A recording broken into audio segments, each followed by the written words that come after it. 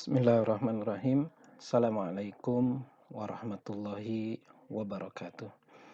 Alhamdulillahirabbil alamin wassalatu wassalamu ala asyrafil anbiya'i wal mursalin wa ala alihi washabbihi ajmain.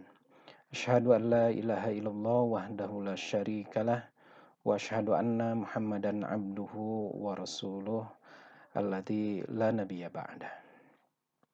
Qala Allah ta'ala fil Qur'anil Karim. A'udzu billahi minasyaitonir rajim.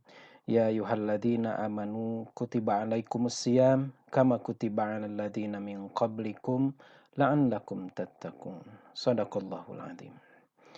Alhamdulillah ikhwan dan akhwat fillah rahimakumullah, pada pagi hari ini kita bisa kembali bertemu di dalam taklim online ini. Mudah-mudahan Allah Subhanahu wa taala senantiasa melimpahkan rahmatnya kepada kita semua. Mudah-mudahan Allah Subhanahu wa taala menerima seluruh amal ibadah yang telah kita laksanakan di bulan Ramadan ini. Selanjutnya salawat dan salam mudah-mudahan senantiasa tercurah kepada qudwah dan uswah kita, yakni Rasulullah Muhammad sallallahu alaihi wasallam. Mudah-mudahan salawat juga tercurah pada keluarganya, sahabatnya, para pengikutnya hingga akhir zaman. Mudah-mudahan kita pun termasuk di dalamnya. Sahabat-sahabat sekalian, ikhwan dan akhwat fillah rahimakumullah. Pada pagi hari ini saya akan menyampaikan sebuah pembahasan sederhana yang berkaitan dengan bulan Ramadan, saum Ramadan yang kita laksanakan. Ikhwan dan akhwat fillah rahimakumullah, saum Ramadan yang sedang kita laksanakan saat ini mengandung nilai-nilai yang perlu kita perhatikan. Paling tidak kita bisa melihat saum yang kita laksanakan, puasa Ramadan yang kita laksanakan dalam 3 perspektif. Yang pertama adalah perspektif akidah, kemudian yang kedua perspektif akhlak dan sejarah. Dari 3 perspektif itu nanti kita bisa mengambil pelajaran tentang nilai saum Ramadan yang bisa kita bangun. Ya. Ikhwan dan akhwat fillah rahimakumullah, yang pertama kita coba perhatikan saum Ramadan, puasa Ramadan dalam perspektif akidah. Dalam perspektif akidah, saum Ramadan yang kita laksanakan sesungguhnya adalah merupakan barometer, ya. Barometer bagi keimanan kita kepada Allah Subhanahu wa taala. Bukankah di dalam ayat perintah untuk melaksanakan puasa ada seruan? Dan perintah puasa ini ditujukan kepada orang-orang yang beriman kepada Allah Subhanahu wa taala. Ya ayyuhalladzina amanu, wahai orang-orang yang beriman. Yang diseru untuk melaksanakan puasa ini adalah orang-orang yang beriman. Artinya, saum puasa Ramadan yang kita laksanakan ini menjadi barometer bagi keimanan. Bagi seorang muslim, bagi hamba-hamba Allah, saum Ramadan ini menjadi sarana pembuktian. Sarana pembuktian tentang kebenaran iman yang tertanam di dalam dirinya untuk membuktikan komitmen keislamannya. Kemudian saum Ramadan yang kita laksanakan ini dalam perspektif akidah, dalam perspektif keimanan, dia ini adalah merupakan bagian dari rukun Islam. Jadi saum Ramadan itu dia adalah sarana pembuktian, menjadi barometer komitmen, ya, komitmen keimanan, keislaman, ya. Dia membuktikan bahwa saum Ramadan ini membuktikan bahwa benar kita ini adalah seorang muslim, orang yang tunduk patuh beribadah kepada Allah Subhanahu wa taala. Jika kita tidak melaksanakan saum, melaksanakan puasa, berarti sudah bisa dipastikan bahwa kita ini naudzubillah termasuk orang yang tidak komitmen terhadap keislaman kita. Karena rukun Islam, karena saum Ramadan adalah merupakan salah satu bagian dari rukun Islam. Sebagaimana disabdakan oleh Rasulullah SAW di dalam hadis yang diriwayatkan oleh Al-Bukhari, Bunyal Islamu ala khamsin. Bahwa Islam itu dibangun di atas 5 perkara, 5 pilar. Yang pertama, syahadati alla ilaha illallah wa anna Muhammadar Rasulullah. Bersaksi atau bersyahadat bahwasanya tidak ada ilah, tidak ada sesembahan yang hak kecuali Allah, dan bahwasanya Muhammad itu adalah utusan Allah. Yang kemudian yang kedua, wa iqamis shalah, mendirikan salat. Kemudian yang ketiga, wa itaiz zakah, menunaikan zakat. Kemudian wal haji, melaksanakan ibadah haji. Dan kemudian yang terakhir, wasaumi Ramadan, dan melaksanakan saum Ramadan. Jadi sekali lagi, bahwa dalam perspektif akidah, dalam perspektif keimanan, saum Ramadan ini merupakan barometer keimanan, keislaman kita kepada Allah Subhanahu wa taala. Kemudian ikhwan dan akhwat fillah rahimakumullah,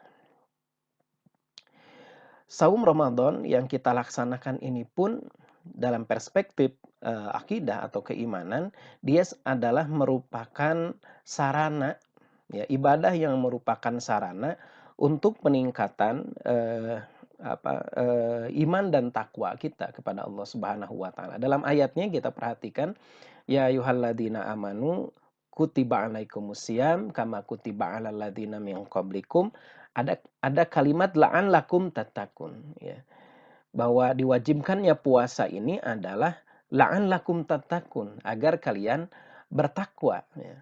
Kalau kita tinjau secara bahasa, menurut para ulama, bahwa yang dimaksud dengan la'alla itu maknanya adalah ta'lil atau tujuan. Jadi makna secara bahasa kata la'alla itu adalah ta'lil, tujuan. Jadi ketika dikatakan la'allakum tattaqun, jadi diwajibkannya puasa itu adalah ta'lilnya atau tujuannya itu adalah tattaqun, agar orang yang melaksanakannya itu semakin bertakwa kepada Allah Subhanahu wa taala, semakin tunduk, patuh, takut kepada Allah Subhanahu wa taala. Bisa juga la'alla ini maknanya taraji. Ya, adanya harapan. Dengan saum itu diharapkan kemudian orang tergembleng, terbina, tertarbiyah ya, jiwanya, sehingga dia menjadi orang yang bertakwa. Nah, ikhwan dan akhwat fillah rahimakumullah, dari perspektif akidah juga, saum Ramadan ini atau momen Ramadan ini adalah merupakan disebutkan di dalam ayat Al-Qur'an dalam surat Al-Baqarah ayat 185, dia adalah merupakan syahrul Qur'an. Dia adalah bulannya Al-Qur'an. Syahrul Ramadan alladzi unzila fihil Qur'an hudal linnas wa bayyinati minal huda wal furqan, ya. Jadi bulan Ramadan ini adalah bulan yang di dalamnya itu diturunkan pertama kali Al-Qur'an.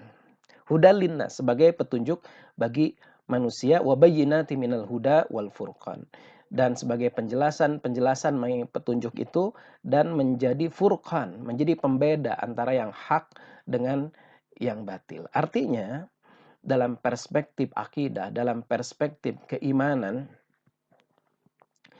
di bulan Ramadan ini kita digiring oleh Allah Subhanahu wa taala, diberikan suasana oleh Allah Subhanahu wa taala, diberikan wahana oleh Allah Subhanahu wa taala untuk meningkatkan interaksi kita dengan Al-Qur'an.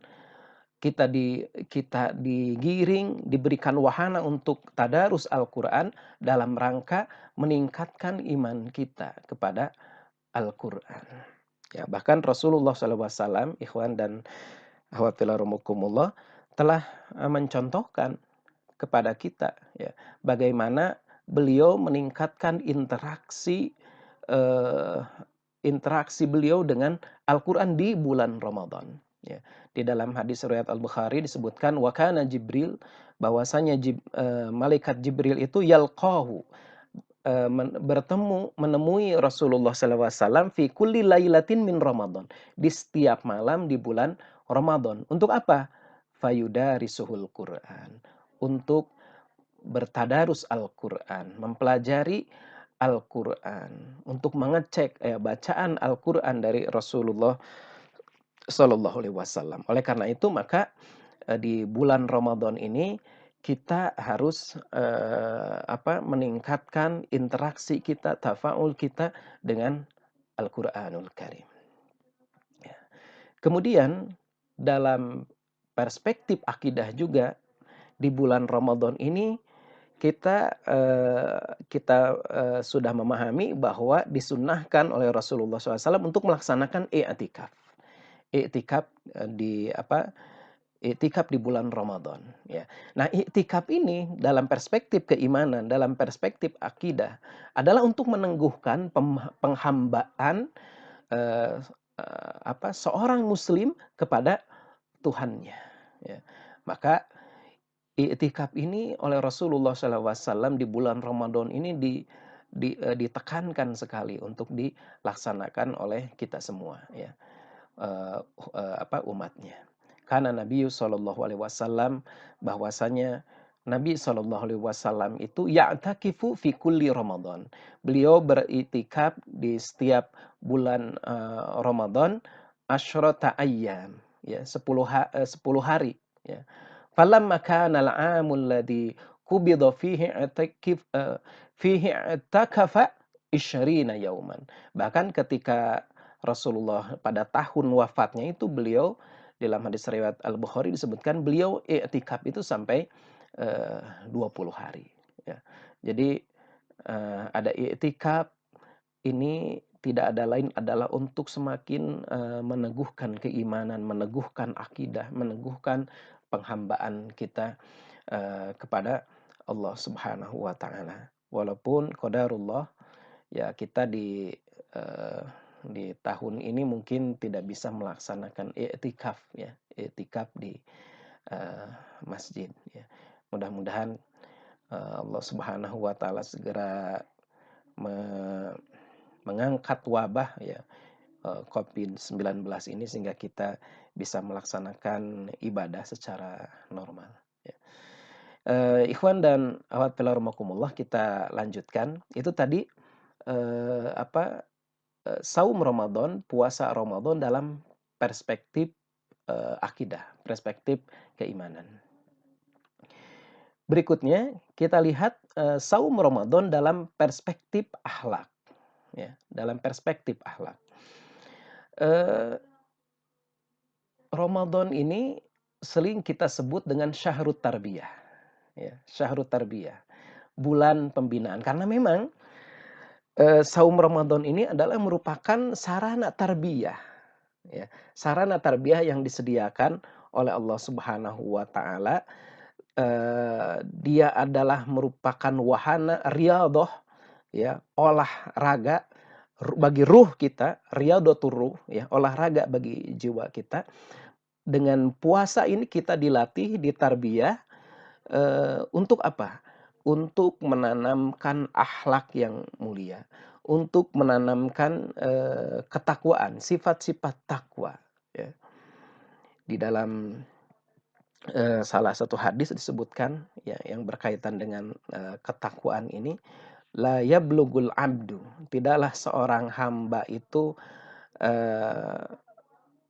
mencapai ayyakuna minal muttaqin, mencapai derajat takwa, hatta yada amala ba'sa bihi hadaron lima bihil ba'su. Jadi seorang hamba itu belum mencapai derajat takwa sampai dia itu bisa meninggalkan sesuatu yang mubah, sesuatu yang boleh, sebagai bentuk apa?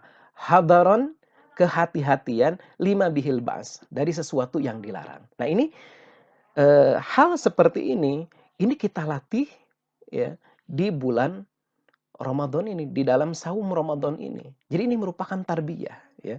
Bagaimana kita menanamkan kehati-hatian, kewaspadaan dalam diri kita, bahkan meninggalkan ya sesuatu yang mubah, ini sebagai apa? Melatih hadaran lima bihil ba's ya.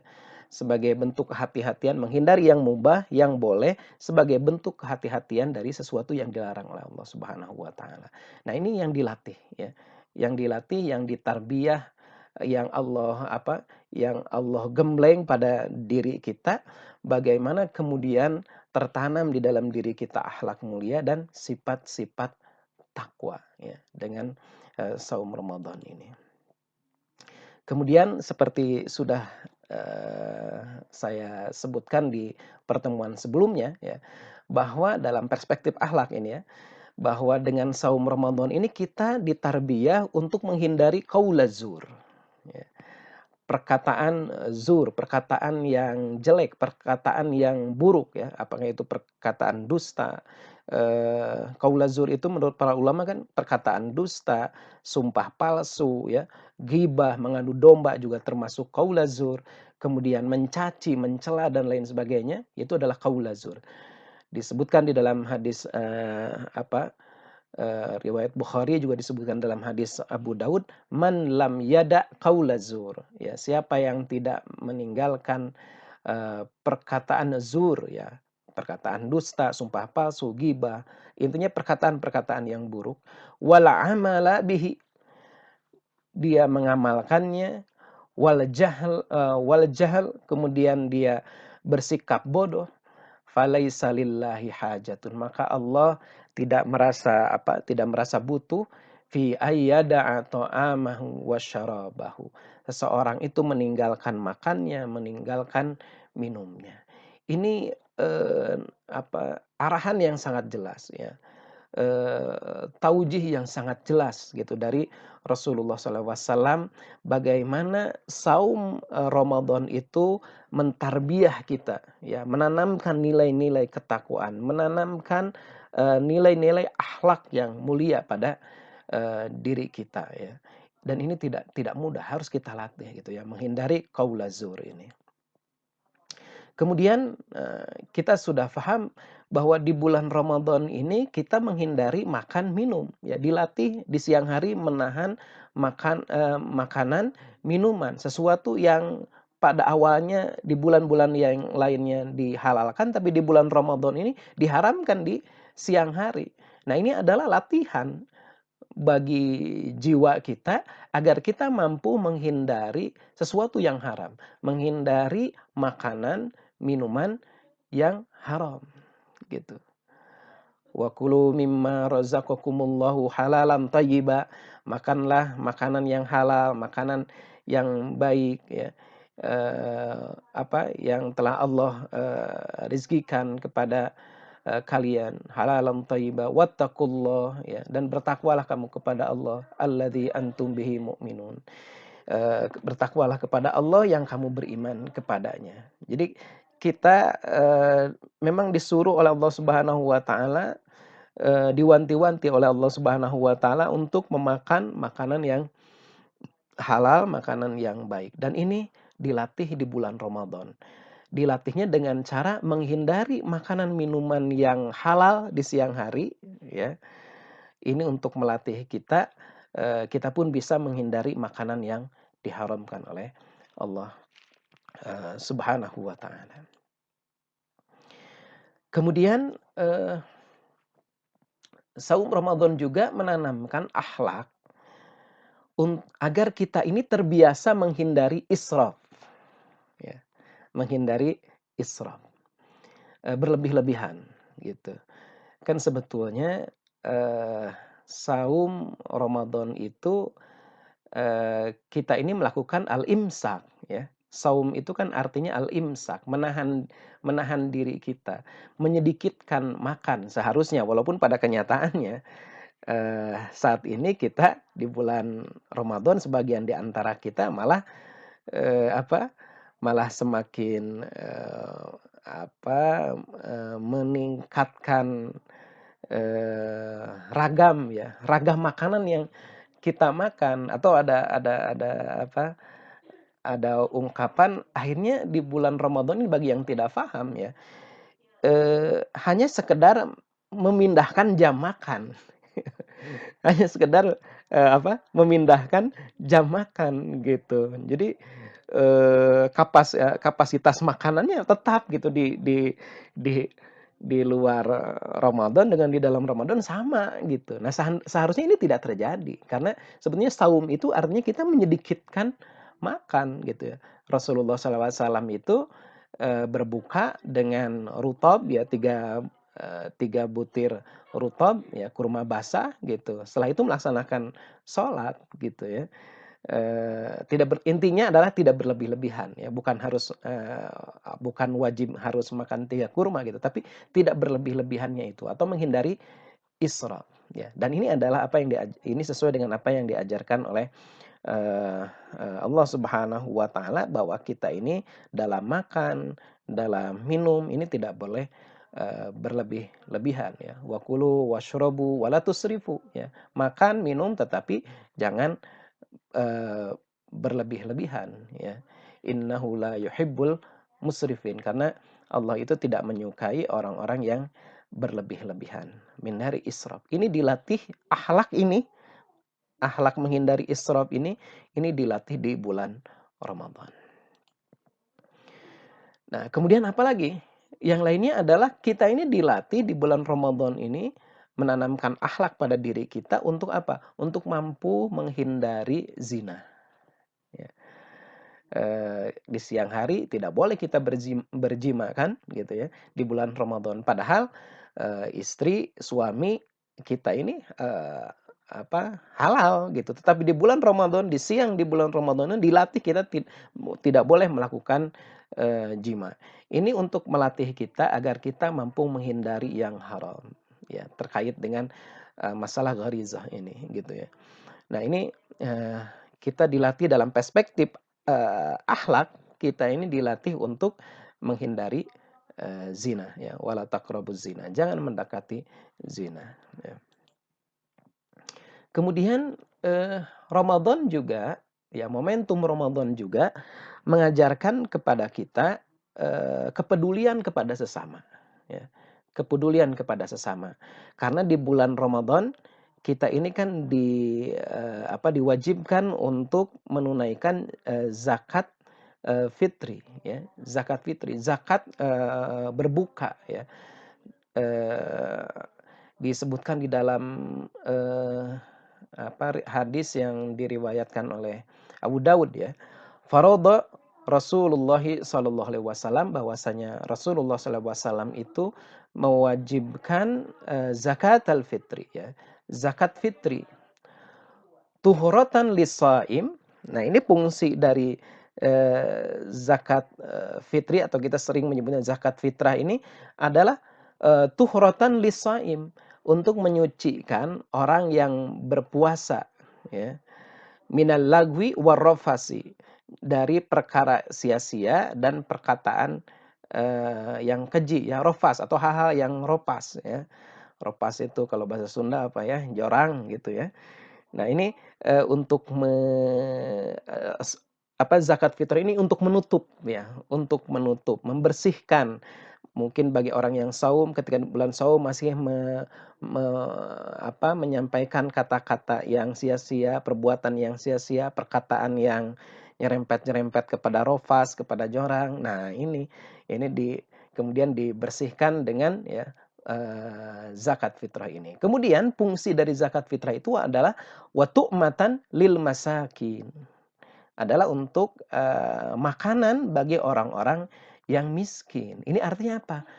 Dengan zakat fitrah ini kita dilatih atau disadarkan, ditumbuhkan kepedulian kita kepada fakir miskin gitu. Nah, ini terjadi di bulan Ramadan gitu. Nah, ikhwan dan akhwat fillah rahimakumullah,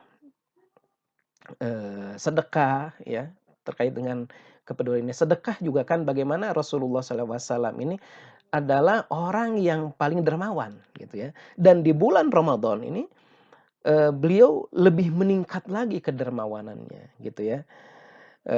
Ini apa yang disampaikan oleh kalau tidak salah Ibnu Abbas ya. Ibnu Abbas itu pernah mengatakan bahwa Rasulullah SAW itu adalah apa ajwadan nas ya. Rasulullah itu adalah orang yang paling dermawan ya. Dan lebih dermawan lagi gitu ya ketika di bulan Ramadan ya, ketika di bulan Ramadan, yaitu ketika Jibril eee, datang kepada beliau gitu ya. Karena Nabi Shallallahu alaihi wasallam ajwadan nas, bahwa Nabi Shallallahu alaihi wasallam itu adalah manusia yang paling dermawan, wa ajwadu ma yakunu fi Ramadan ya, dan kedermawannya itu semakin menjadi-jadi gitu ketika di bulan Ramadan gitu ya. Hina yalqahu Jibril ya. Terutama adalah ketika Jibril datang menemui Rasulullah SAW. Rasulullah lebih dermawan lagi. Jadi dengan momentum Ramadan, saum di bulan Ramadan ini kita kemudian ditarbiyah ya untuk menanamkan akhlak yang mulia ya, di antaranya adalah kepedulian kepada sesama. Ini dalam apa perspektif akhlak ya. Bahkan di bulan Ramadan ini kan kita ini disunahkan ya, disunahkan untuk memberikan makanan berbuka ya. Sabda Rasulullah SAW, man fattara shaiman ya, barang siapa yang memberikan makanan berbuka untuk orang yang melaksanakan saum, kana lahu mithla ajrihi ghaira annahu la yanqusu min ajri shaimi syai'an. Jadi orang yang memberikan makanan untuk berbuka bagi orang yang berpuasa, maka dia akan mendapatkan pahala sebagaimana orang yang berpuasa tersebut. La yanqusu min ajri shaimi syai'an, tanpa mengurangi sedikit pun pahala orang yang saum tersebut gitu ya. Nah, ini kan motivasi, dorongan gitu kepada kita untuk peduli kepada sesama, mau mengeluarkan sesuatu ya untuk mendapatkan keridhaan dari Allah Subhanahu wa taala. Yang terakhir, ikhwan dan akhwat fillah rahimakumullah, adalah kita lihat saum Ramadan, puasa Ramadan dalam perspektif sejarah ya. Ini pun perlu kita perhatikan dan kita ambil ya pelajarannya, ibrahnya gitu ya. Kalau kita lihat sejarah ya, diwajibkannya puasa, perintah puasa Ramadan atau saum Ramadan itu diturunkan pada tahun 2 Hijriah ya.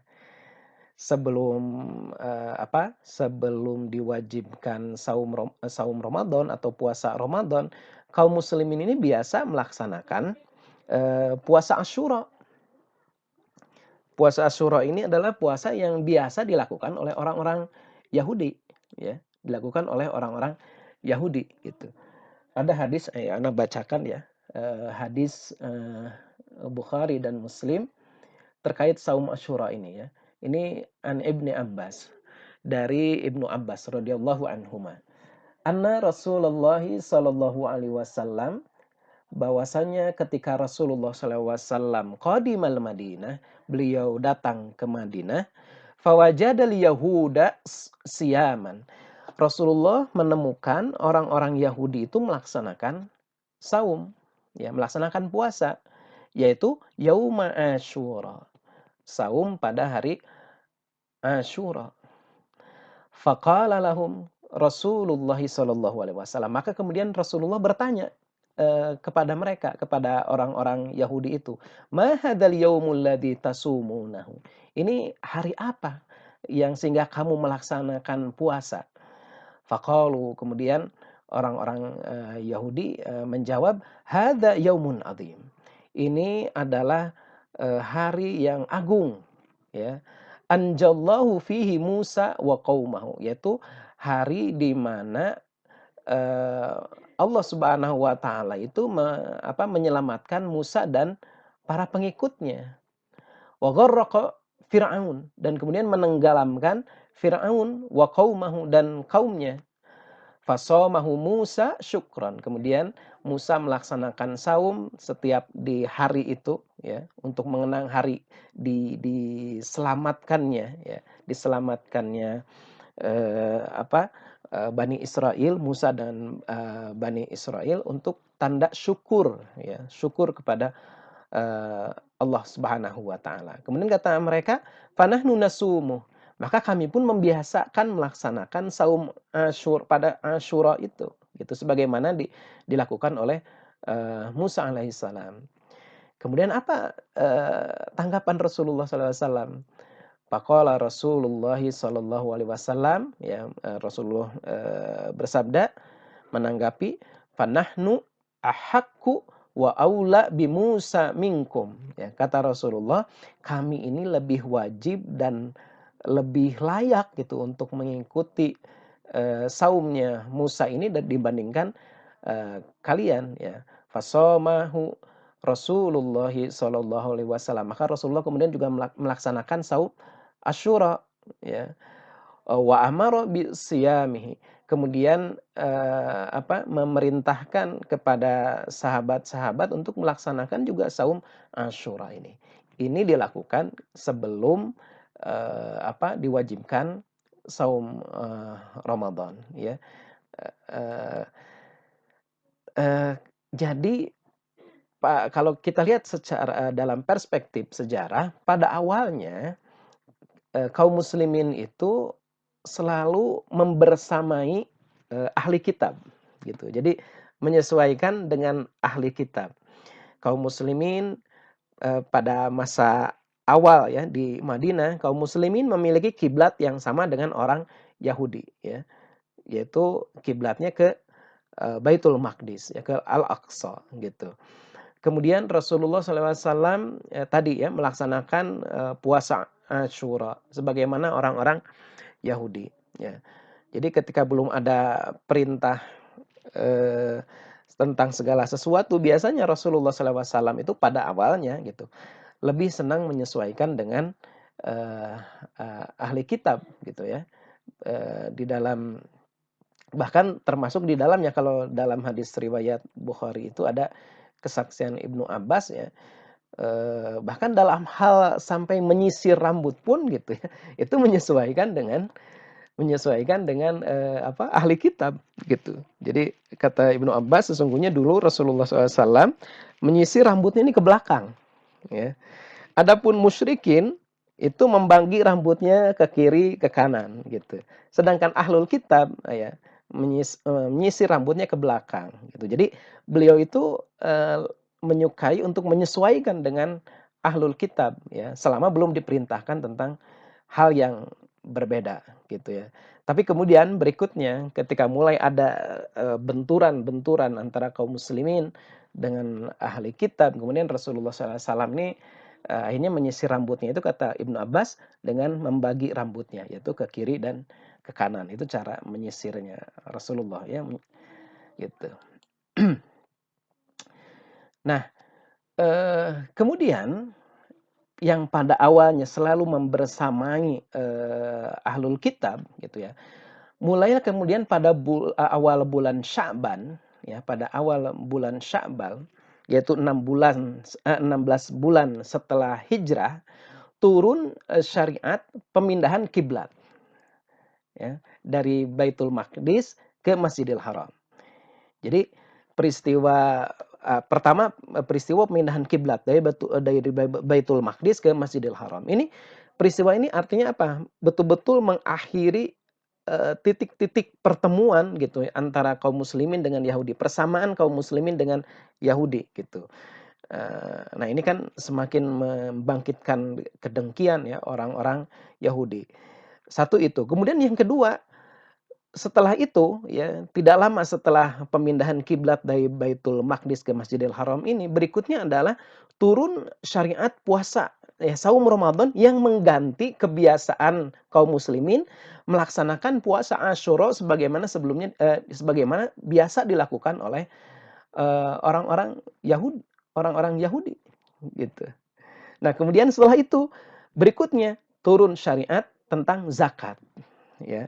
Ini yang berbeda dengan tradisi zakat yang dikenal oleh ahli kitab gitu ya. Dalam dalam syariat Islam ini ada aturan-aturan, ada ukuran-ukuran tertentu gitu dalam zakat. Nah, ini eh, menegaskan ya peristiwa-peristiwa sejarah ini menegaskan bahwa kaum muslimin pada saat itu sudah menjadi kata siapa Anda baca dalam Fiqhus Sirah itu Muhammad Al-Ghazali ya. Peristiwa-peristiwa ini menegaskan bahwa kaum muslimin adalah satu bangsa dengan jati diri tersendiri gitu. Jati diri tersendiri. Nah, hikmahnya, pelajarannya bagi kita bahwa dengan saum Ramadan ini gitu ya, kita ini harus menyadari kemuliaan, kesempurnaan syariat kita gitu dan bahwa kita tidak boleh bertasyabbuh ya terhadap non muslim gitu. Ini artinya bahwa begini, saum Ramadan ini menegaskan tentang identitas kita gitu ya. Identitas kita sebagai seorang muslim yang berbeda sama sekali dengan orang-orang non muslim gitu. Bahkan ini pernah mendengar ya salah seorang ikhwah itu mengistilahkannya itu bahwa Ramadan ini seolah-olah apa? Mendobrak gitu ya. Mendobrak katanya gitu ya. Istilahnya itu apa? Konstruksi sosial ya bahasa kerennya konstruksi sosial ya, yang dalam bangunan sosial saat ini di dunia saat ini adalah mereka makan tidak mengenal ada makan gitu ya, gitu. Tapi umat Islam dengan syariat saum ini gitu, justru memerintahkan seperti itu karena apa? Karena umat Islam memiliki syariat sendiri, punya jati diri sendiri gitu ya, yang berbeda dengan kebiasaan masyarakat pada umumnya. Ini artinya sekali lagi dengan saum Ramadan ini dalam perspektif sejarah gitu ya, kita diingatkan untuk memiliki izzah gitu ya, menyadari kemuliaan, izzahnya, kemuliaan dirinya, kesempurnaan syariat agamanya. Oleh karena itu tidak boleh gitu kita ini bertasyabuh dengan eh, non muslim gitu ya. Tidak boleh kita ini mengikuti langkah-langkah ya orang-orang non muslim ya sebagaimana diwanti-wanti oleh Rasulullah SAW ya. Jadi Rasulullah dalam hadis dari Abu Sa'id ya, Abu Sa'id Al-Khudri ini pernah mengatakan ya Rasulullah SAW bahwa sungguh kalian itu akan mengikuti jalan orang-orang sebelum kalian sejengkal demi sejengkal, sehasta demi sehasta ya. Sampai jika orang-orang yang kalian ikuti itu masuk ke lubang dhob ya, binatang dhob ya yang sempit ya, lubang yang sempit, pasti kalian pun akan mengikutinya. Lalu para sahabat bertanya kepada Rasulullah SAW, "Ya Rasulullah, al-Yahuda wan Nasara, apakah yang Anda maksud yang diikuti adalah orang-orang Yahudi dan orang-orang Nasrani?" Kemudian kata Rasulullah, "Faman, siapa lagi?" gitu ya. Siapa lagi kalau bukan Yahudi dan Nasrani yang nanti akan diikuti itu. Nah, ini saum Ramadan ini mengingatkan kepada kita. Kalau kita lihat dalam perspektif sejarah ya, bagaimana awal munculnya gitu.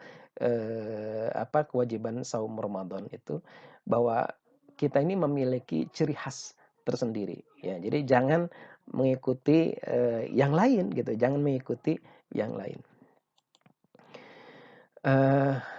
Ikhwan dan akhwat rahimakumullah, dari uraian singkat tentang saum Ramadan dalam berbagai perspektif ini, maka mengertilah kita bahwa kita harus menjadikan puasa saum yang kita laksanakan ini lebih bermakna ya. Ana ingatkan kembali bahwa Rasulullah SAW bersabda, "Kamin shaimin," betapa banyak orang yang berpuasa, "laisa lahu min siyamihi," dia tidak mendapatkan apa-apa dari puasanya itu, "illal ju'," ya, kecuali hanya lapar saja gitu. Jadi sekali lagi, jadikan puasa kita ini bermakna ya. Mudah-mudahan saum Ramadan yang kita laksanakan ini betul-betul menjadi riyadhatur ruh ya. Menjadi latihan bagi jiwa kita, olahraga bagi jiwa kita, agar kemudian tertanam di dalam diri kita ketakwaan kepada Allah Subhanahu wa taala. Ikhwan dan akhwat rahimakumullah, itu saja yang dapat disampaikan. Aqulu qauli hadza wastaghfirullahu li wa lakum. Assalamualaikum warahmatullahi wabarakatuh.